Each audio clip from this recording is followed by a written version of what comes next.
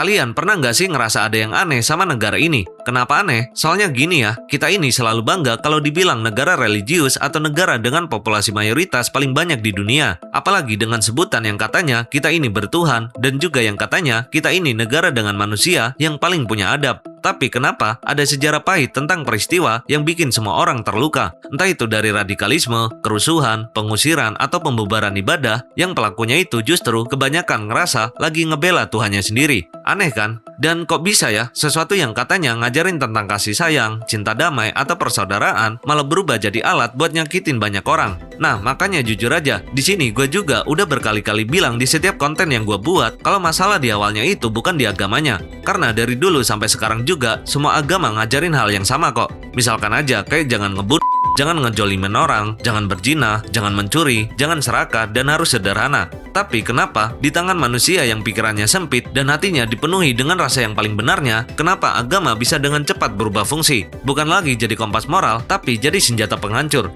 Dan senjata itu kalau udah dipegang sama orang yang mental dan otaknya rusak, ya hasilnya bisa kita lihat sendiri dengan mata telanjang.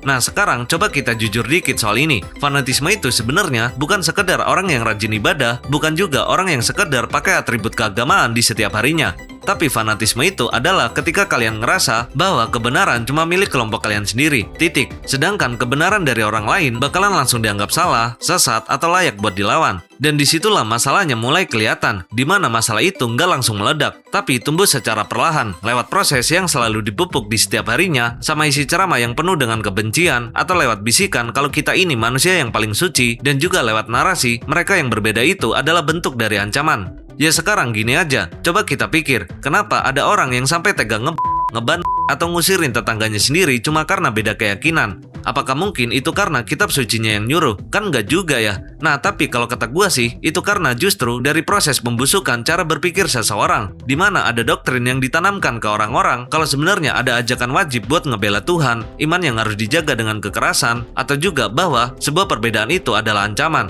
Dan ketika semua narasi itu terus diulang-ulang, lama-lama orang bisa kehilangan rasa empati dan toleransinya. Soalnya terbukti kok, dengan cara kita ingat lagi gimana seramnya tragedi Bali di tahun 2002. Ya walaupun udah 24 tahun lamanya di masa lalu, tapi ya tetap aja ada bekas yang masih terus keingat sampai sekarang. Terutama di mana ada 200 lebih nyawa manusia yang lenyap gitu aja dalam waktu semalam. Padahal di saat itu, orang-orang di sana lagi asik buat ngerayain liburan atau juga lagi asik buat nongkrong sambil nikmatin hiburan. Tapi sayangnya dalam waktu hitungan detik, semuanya langsung berubah jadi peristiwa paling mengerikan sepanjang sejarah. Ditambah lagi dengan orang-orangnya pada panik lari sana-sini sambil ngebawa ketakutan yang luar biasa. Dan menurut kalian, apakah itu udah selesai? Jawabannya sama sekali belum. Karena 3 tahun setelahnya, provinsi ini dihantam lagi untuk kedua kalinya.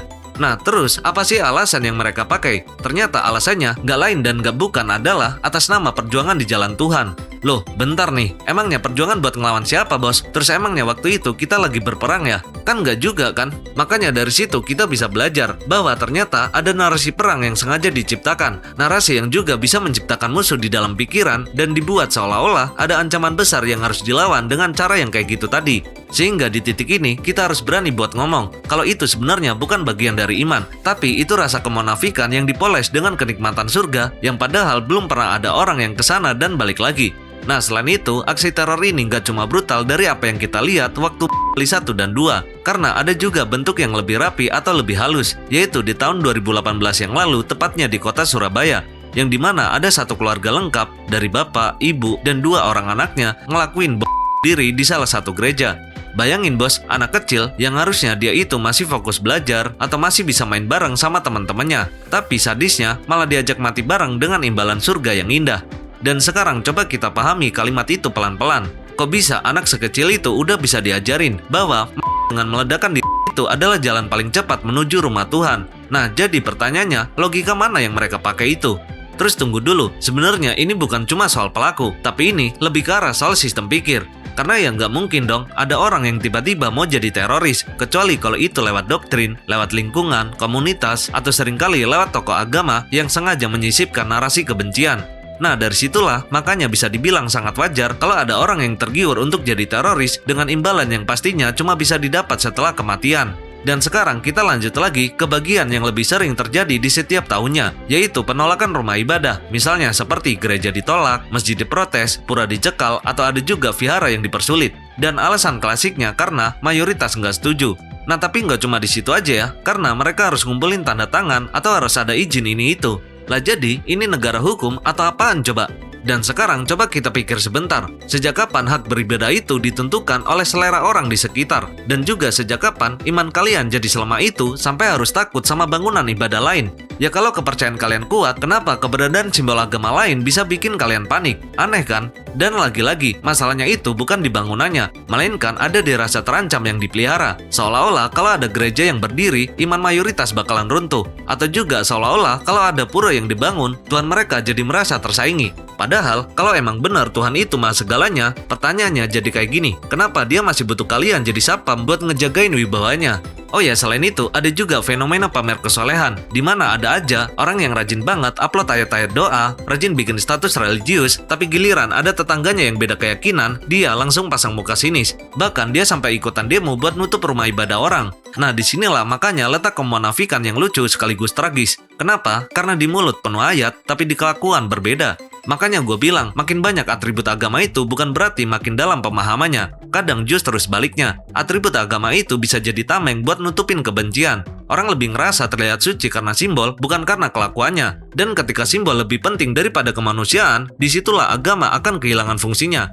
Nah, di sini pola itu makin kelihatan jelas dari pengusiran ataupun dari aturan diskriminatif. Semuanya dikemas dengan bahasa suci, seolah-olah tindakan biadab yang kayak gitu bisa berubah jadi mulia cuma karena menyebut nama Tuhan. Padahal kalau kita jujur, ini soal ego dari kelompok yang merasa dirinya udah paling benar, yang gak mau hidup berdampingan, yang akhirnya akan berubah jadi kebencian kalau terus dipupuk tiap hari. Terus yang bikin makin miris, kebencian ini malah sengaja diwariskan, terutama dari generasi ke generasi. Jadinya, anak-anak tumbuh dengan cerita bahwa kelompok lain adalah ancaman, bahwa toleransi itu nggak penting, atau bahwa yang berbeda itu lebih bahaya.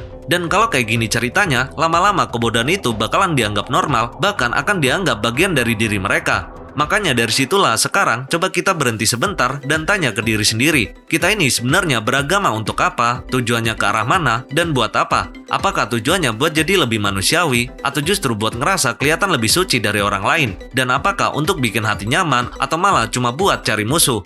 Nah, kalau jawaban jujur dari kalian adalah yang kedua, ya berarti ada yang salah. Bukan dari kitabnya, tapi dari cara kita membaca. Bukan dari ajarannya, tapi di cara kita memahaminya. Jadi, narasi di segmen ini sebenarnya bukan buat nyalain agama, justru sebaliknya. Ini kritik buat kita, khususnya buat pola pikir yang gampang banget kepancing. Karena selama agama terus dipakai untuk tindakan yang kayak gini, sadar nggak sadar ternyata kita malah lagi ngerusak agama itu sendiri pelan-pelan.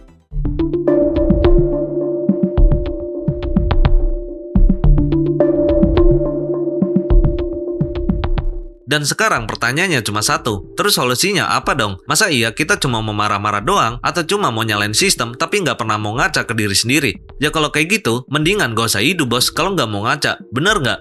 Jadi coba kita tarik napas dulu, karena sekali lagi gue tekankan di sini, kalau agama itu nggak pernah salah. Dari dulu sampai sekarang, semua ajaran intinya itu sama aja kok. Misalkan kayak jangan ngebunuh, jangan berbohong, jangan merendahkan orang lain, dan masih banyak lagi larangan lainnya. Semua itu simple tapi konsisten. Nah, yang nggak konsisten itu kita sebagai manusia. Manusia yang gampang banget ketukar antara iman dan ego pribadi, antara keyakinan dan rasa superior. Makanya solusi pertama itu kita harus berani ngakuin kalau masalah utamanya ada di pola pikir. Selama kita masih nganggap kritikan sebagai ancaman, selama kita masih alergi sama perbedaan, atau selama kita masih bangga jadi bagian dari barisan yang paling benar, ya tragedi ini bakalan terus berulang. Jadi langkah awalnya bukan demo berjilid-jilid, tapi revolusi cara berpikir. Makanya sekarang kita harus pintar-pintar buat ngebedain mana ajaran dan mana bagian dari tafsir manusia. Karena pada dasarnya ajaran itu ya sakral, tapi kalau tafsir itu produk atau hasil dari otak manusia. Dan otak manusia itu bisa salah, bisa nyeleneh, atau bisa punya tujuan lain.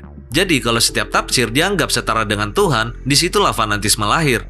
Nah sekarang coba kita pikir, kenapa orang gampang banget kemakan narasi kebencian? Jawabannya karena literasi kita terlalu rendah, alias ya IQ jongkok. Dan kita mau berharap gimana sama manusia yang punya IQ jongkok? Jadi solusi kedua jelas, yaitu literasi. Bukan cuma literasi baca tulis, tapi literasi agama, literasi digital, atau literasi sejarah. Terlebih lagi anak mudanya harus dibiasakan buat nanya, bukan cuma nurut. Dan juga dibiasakan buat diskusi, bukan cuma menghafal. Karena iman yang kuat itu bukan iman yang anti pertanyaan, justru iman yang tahan diuji. Dan di titik ini, peran pendidikan itu sangat penting, di mana sekolah jangan cuma ngajarin hafalan moral, tapi ngajarin berpikir kritis, ngajarin empati, atau ngajarin cara hidup bareng dengan orang yang beda. Karena kalau dari kecil kita cuma diajarin satu doktrin, bahwa kita ini yang paling benar, ya kemungkinan ketika dewasa nanti, kita gampang banget dijadiin alat kebencian. Selain itu, dari sisi tokoh agama juga harus berani berbenah, karena mimbar agung itu bukan tempat buat bakar emosi massa, tapi ruang tanggung jawab moral. Nah, misalkan kalau ada ceramah yang isinya lebih banyak hinaan daripada solusi, lebih banyak provokasi daripada pencerahan, ya harusnya itu jadi alarm kita. Dan masyarakat juga harus berani milih, harus berani pintar-pintar. Jangan semua yang pakaiannya alim atau yang kelihatannya suci langsung dianggap udah pasti benar. Ya nggak gitu juga lah bos. Karena kalau ngomongin soal kesolehan itu bukan dari tampilan doang, tapi dari perilaku atau kelakuannya ke sesama manusia. Dan kita lanjut lagi, solusi berikutnya yang mungkin kedengaran sederhana tapi dampaknya bisa besar, yaitu normalisasi pertemanan lintas agama. Coba deh kita jujur, banyak kebencian yang lahir itu karena kita nggak pernah benar-benar kenal. Parah kan? Kita cuma kenal apa yang namanya itu stereotip atau bahkan cuma kenal lewat cerita sepihak. Tapi begitu kita punya teman yang beda agama, beda latar belakang, kita bakalan sadar kalau mereka juga manusia biasa, punya mimpi, punya keluarga, dan juga punya hak kebahagiaan. Dan di situ bisa jadi kebencian bisa mulai retak. Makanya itu, ruang dialog harus diperbanyak. Bukan cuma dialog formal yang kaku, tapi dialog yang jujur. Terlebih lagi dialog yang bisa nanya tanpa takut dicap kafir, atau yang bisa beda tanpa harus berantem. Karena selama perbedaan yang selalu dianggap ancaman itu, selama itu juga kita akan terus hidup dalam rasa curiga.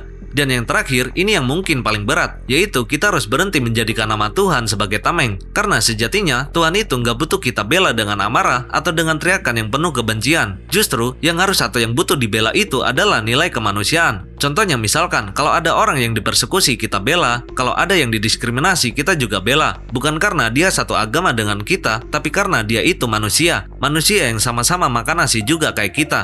Nah, kalau prinsip itu bisa kita pegang, gue yakin fanatisme ini bakalan gak punya panggung lagi. Ya coba aja kita bayangin satu hal, kalau setiap orang yang rajin ibadah juga rajin introspeksi, atau kalau setiap orang yang hafal ayat juga tahu caranya menghargai orang lain, kira-kira masih ada nggak radikalisme atau intoleransi di negara ini? Ya jawabannya jelas nggak ada. Makanya pilihan itu sekarang ada di kita, mau terus jadi bagian dari kerumunan yang gampang diprovokasi, atau jadi generasi yang lebih tenang, lebih kritis, dan lebih manusiawi. Karena pada akhirnya agama itu cahaya, jadi berhentilah buat nyalain agama. Di sini kita harus mulai beresin cara berpikir, mulai biasakan logika jalan, dan mulai berani kritik yang salah, bahkan kalau itu datang dari kelompok kita sendiri. Nah, kalau kita udah bisa sampai ke fase itu, mungkin pelan-pelan agama bisa kembali lagi ke fungsi awalnya, yaitu bukan sebagai senjata, tapi sebagai jalan damai, khususnya untuk orang-orang di Indonesia ini.